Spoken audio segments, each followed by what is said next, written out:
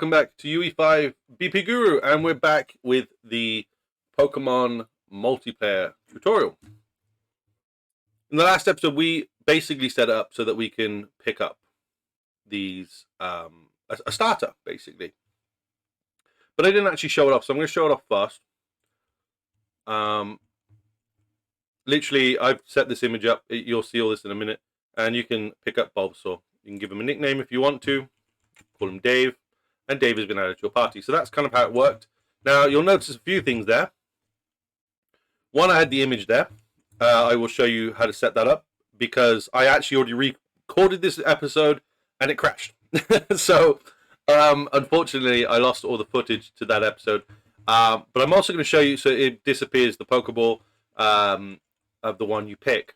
And you'll see I can't pick up any more Pokemon. So, excuse me.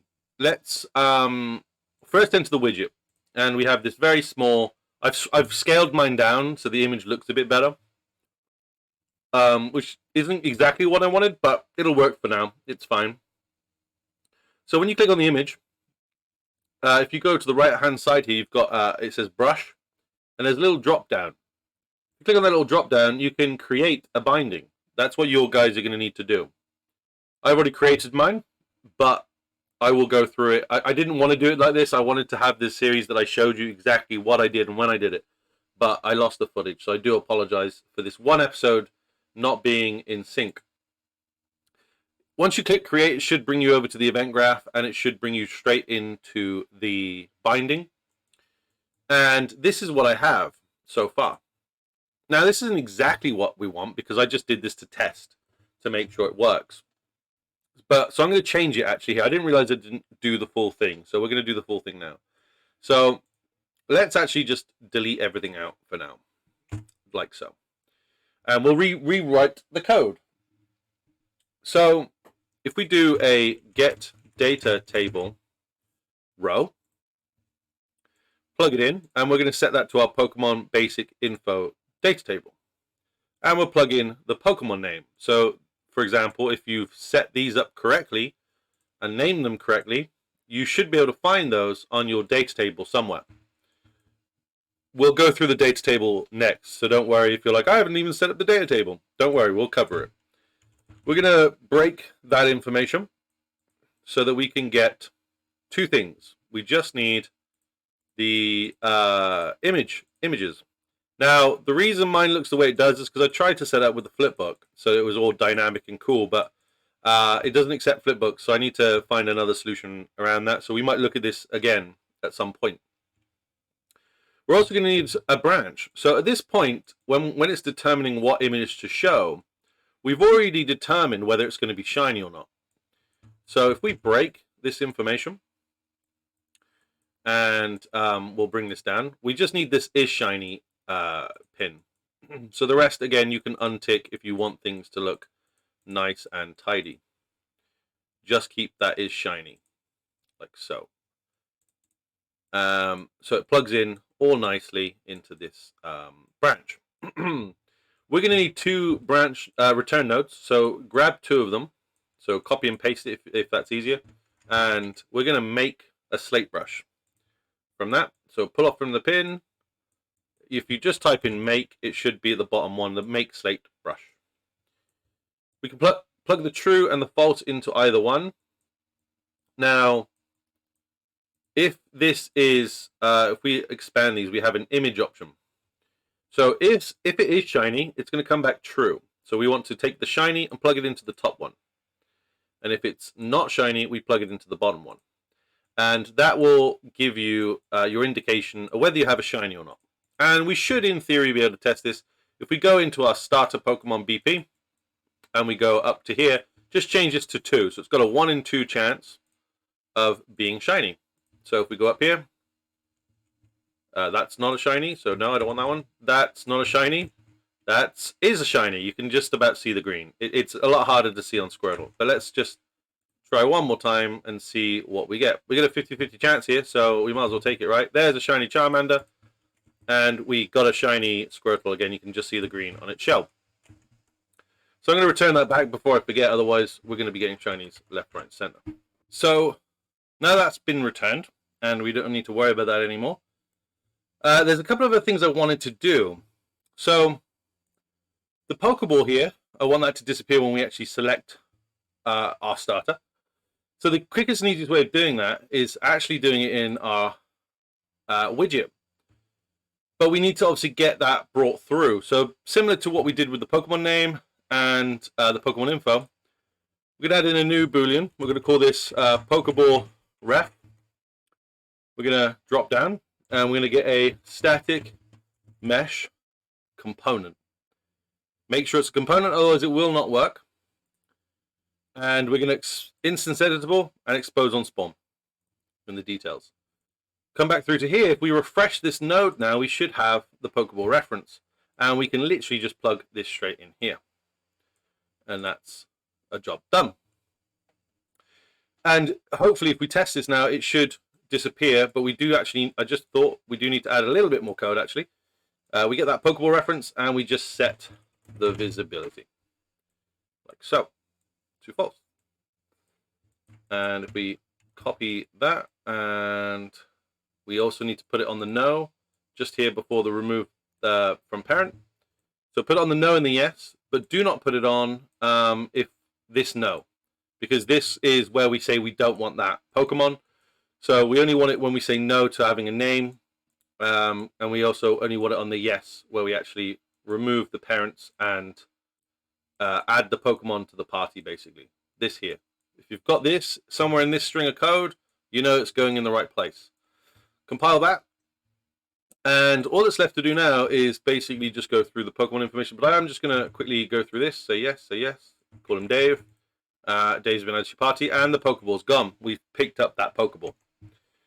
So now we just need to take a look at the information, basically. So I'm going to save all, just so we don't lose anything if it crashes. And what we're going to do is we are going to go into our creature info. Now, again, I've already done this because of the crash and losing the footage. So with this, all we need to do is go into our basic information. Now, I did all this on video, and it was going to be very helpful to you all, but sadly, it's been ruined. So I'll just go through it for each one. So I've obviously set up these two class things. I'll show you that in a moment. But I've given it the type grass. I know it has poison, but we haven't got that set up yet. 6.9 kilograms for weight, 0.7 meters for height. I've got my two images set up for shiny and non-shiny. We've got base experience of 64 and a catch rate of 45. And for the base stat information, I'll go down the list. So it's HP 45, attack 49, defense 49, special attack 65, special defense 65. Speed should be 30. I don't know why it's gone to -3. And accuracy and evasiveness goes to level to 1 each. I've given it 3 moves for now because I'm not going to set up too much at this point. But we've got Growl, Tackle both learnt at level 1, and it gets a new move, Vine Whip, at level 6. That's just so we can test everything. For Charmander, we've got Fire, 8.5 kilograms, 0.6 meters high. The two images are there. Base experience of 62 and a catch rate of 45.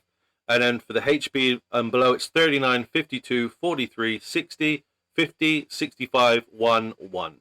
And the attacks I've given it a Scratch and Growl at level 1 and Ember at level 7. For Squirtle, we've obviously got it set to water. It's got a weight of 9 kilograms. Its height of 0.5. Got its images there. The base experience is 35. Catch rate is 45. And then HP downwards is 44, 48, 65, 50, 64, 43, and 1, 1. For the attacks, I've got Tackle and Tail Whip at level 1 and Water Gun at level 6. Now, you can obviously change these however you want. You can get them off online, which is exactly what I did, and that's that set up. The next thing we need to do is create our classes. Now, I've already done mine, but I'm going to talk you through it. You need to right-click, create a blueprint. You can just click this one up here if you'd rather, and you need to create a character blueprint. It must be a character blueprint.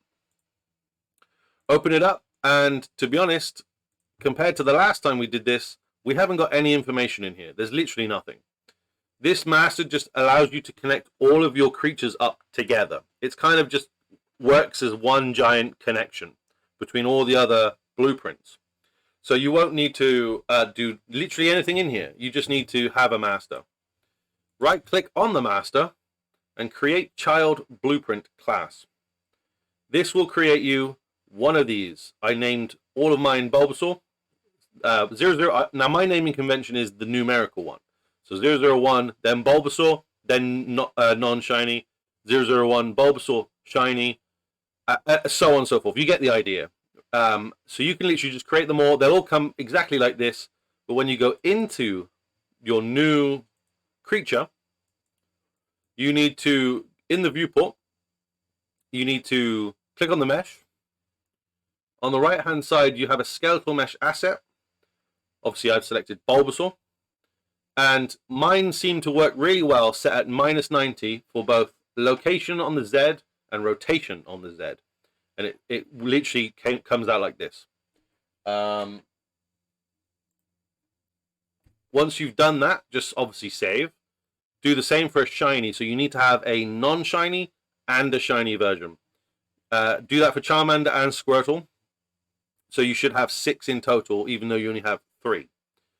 Once you've got this, and they are all definitely children of the master, we can go into the creature information.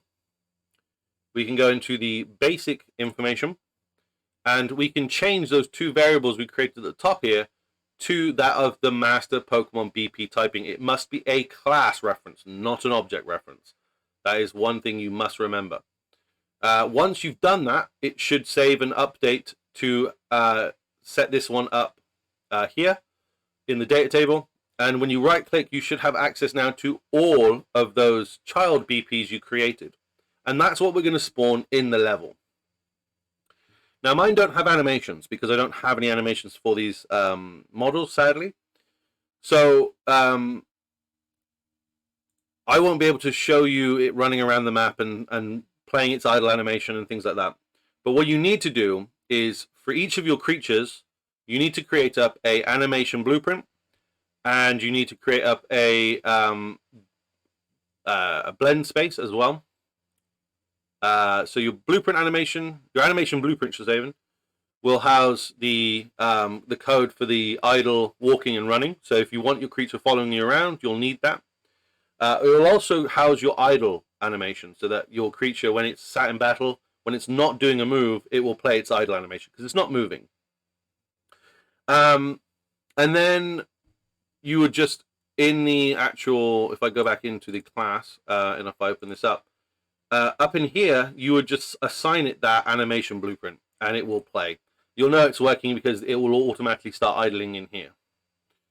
And that should be that done. In all honesty, that's the 2 main things. If I had the animations, I'd show you it, but I sadly don't have any animations for these creatures.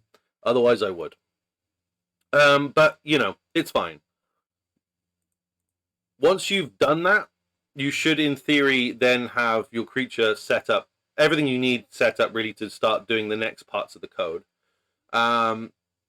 The only other thing I would like to show you guys is so obviously, just so you know it's working, the best way to check that is if we get a V key. It'll be down here somewhere. We could get any key, I suppose. We could get let's get the H key, I guess. H key. And what we're going to do is we're just going to get our trainer Pokemon. Get the trainer Pokemon. We're going to break that trainer Pokemon. And we're going to run this through a for each loop. Like so. And what we're going to do is we're going to break that. And we're then going to do a print string. Like so. Plug that in. And this will print out every Pokemon that's in our party. So it'll show us if something enters that party or not. Oh. Where has it gone? Compile.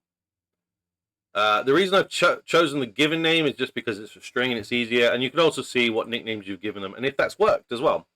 So let's click play. There's one other thing actually I would like to do. This is something that's been bugging me a little bit, and that is the justification for the name text box. It's not in the middle, and that bugs me for some reason. I don't know why. So if we click play, we can press the H key, and we've got nothing. There's nothing in there. That's good. If we click on Bulbasaur and we say yes, I would like to take Bulbasaur, we'll call him Dave as always. Dave has been added to your party. We can't pick up any of the others. The Pokeball's missing. If we click H, you can see we've got Dave in the party. Now, if I keep pressing H, you'll notice there's spaces in between the Daves. That's because there is an array there, but it's got no given name. So we know Dave's been added to the party, but we know that obviously the other 5 are all blank. They're all empty. So now that we've done that, you should be able to set up all your creature information using your data table, and by also creating the classes. So you could go on now and create all 151 of the original Pokemon, give them their normal and their shiny, so you'd have 300 class references. And then you should be able to also fill out all 150, oh, not that one, sorry, of the basic information. You should be able to go and add all 151 of these in here as well. And as long as you've got like your classes set up and you've got all the information that goes into this, so like, for example, all the base stat information, if you want to go and create all the level move sets, you can do that as well. All of that stuff should work. The only other thing that I need to show you is, which is down here, was the move data table, because we haven't actually done that. So you can create a new one just by clicking start. We'll set up Growl for now, and you just need to fill out the information. So Growl is the move name. It is going to be type normal, and the move type is also normal. It's a special move. The move accuracy, I believe, is 100, and there's no power involved in this. It is a stat down move. So if we come down to here, we can take a look for, I think it lowers attack. So we're going to times by 1.1 for attack down. And then we know it doesn't do any condition moves, and it only ever hits once. It doesn't hit any more than that. If you put that to 0, it won't hit at all. So just bear that in mind. Right. So I also need to do that for tackle. So that should be Tackle and Growl set up now. We don't need to do anything else other than that. I will set up the other moves off screen that we're going to be using for Charmander, Squirtle, and Bulbasaur. And you should be able to do the same. If you do get stuck though, please do give me a shout. I'm more than happy to help. I just realized that was set to bug, so that's good that I changed that, and that should be normal and none. There we go. Save. So in the next episode, we're going to start triggering our encounters and getting them to generate a name.